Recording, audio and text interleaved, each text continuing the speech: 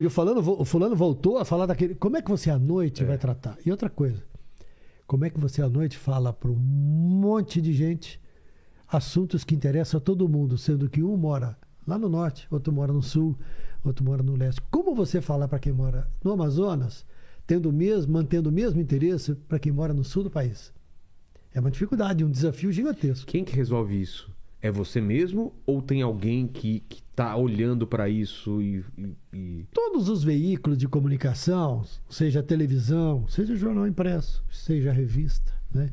Como é que a revista faz para sair uma vez por semana e ter assuntos que interessam ao público?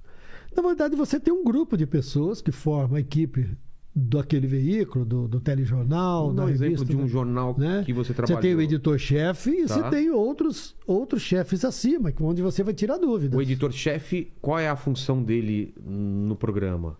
É decidir... É decidir tudo. Tudo o quê?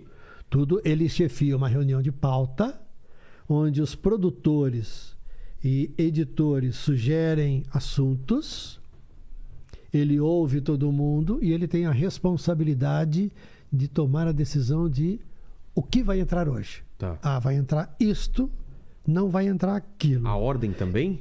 Não. A ordem também, mas tudo muda ao longo do dia. Ah, é? Tudo muda muito. É, porque uma coisa tem mais importância do que outra. Olha... E você, de maneira geral, você imagina um jornal ao meio-dia, às 8 da noite, ele é completamente diferente. Mudam as reportagens, muda a abordagem nas reportagens e muda a forma, o jeito e a ordem com que você vai apresentar. O encadeamento. Nossa, é muito vivo. É muito vivo. É muito vivo e muito rápido. Mas isso foi mudando ou sempre foi assim? Cada vez está ficando mais rápido? Cada vez está ficando mais rápido. Porque você tem a concorrência muito pesada de outros veículos de comunicação, das plataformas. E todas as pessoas publicam coisas. Só que aí você tem que ter responsabilidade. É isso que diferencia o jornalismo de todo mundo que publica. Claro. De todos aqueles que publicam. Eu não preciso checar... eu tô aqui caiu uma ponte, eu acho que foi tal coisa. Eu não preciso checar, eu tô dando minha opinião. Aí eu recebo um vídeo que teve um acidente numa estação da CPTM...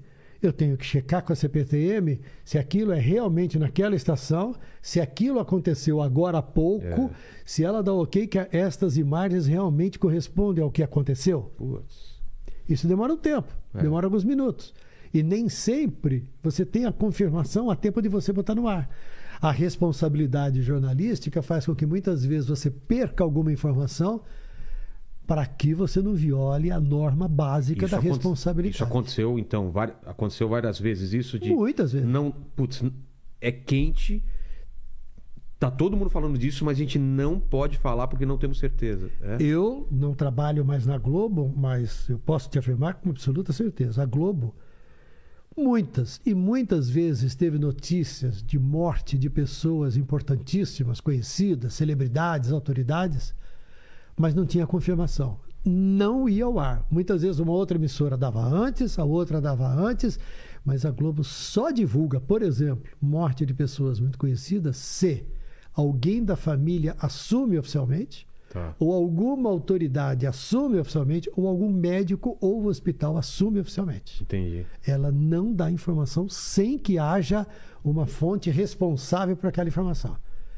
Porque eu me lembro que você lembra do João do Pulo, nosso saltador, o nosso atleta, que sofreu um acidente, perdeu uma perna, ficou no hospital um tempão, né?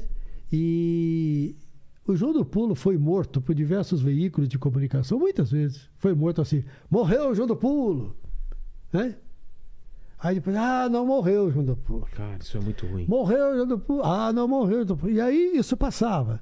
No dia em que a Globo cometeu esse erro de falar que morreu o João do Pulo, porque uma pessoa de dentro do hospital deu uma informação para uma pessoa da alta direção do jornal Hoje, no caso, todo mundo caiu. Todo mundo meteu o pau na Globo, se esquecendo que um monte de rádios, um monte de veículos, um monte de políticos já tinham matado o João do Pulo várias vezes em diferentes momentos. Quantas vezes matam o Pelé na live aqui? Na live é todo dia. Todo dia, né? Pelé morreu. Vocês têm essa experiência. Então a Globo adotou como norma e como regra que ela, em hipótese alguma, jamais faria isso novamente por causa de uma questão de responsabilidade para com a família, para com a sociedade e de respeito para com a pessoa que está com aquele problema. Então, sem que haja uma confirmação oficial, a Globo não divulga. A morte da Elis Regina, a Globo teve uma informação do enfermeiro que ligou para uma pessoa da redação e falou assim: eu estou diante do corpo da Elis Regina. A Globo foi a terceira ou quarta a noticiar. Porque ninguém assumia que ela tinha morrido. Entendi. A família. No meio daquela confusão, daquela consternação, né? Não havia uma nota oficial, não havia uma posição oficial do hospital, nem de médico, nem da família. A Elis é isso que diferencia a responsabilidade do jornalismo de tudo que se publica. O jornalista tem como fonte, como base do seu trabalho, responsabilidade. Outras pessoas podem publicar: olha, eu estou aqui na minha rua. Não, você acredita se você quiser. Aqui na minha rua está acontecendo tal coisa, rua tal, número tal. Tá, mas porque um blog o cara já coloca, depois apaga aquilo e já coloca uma nova. Mesmo porque muita gente manipula.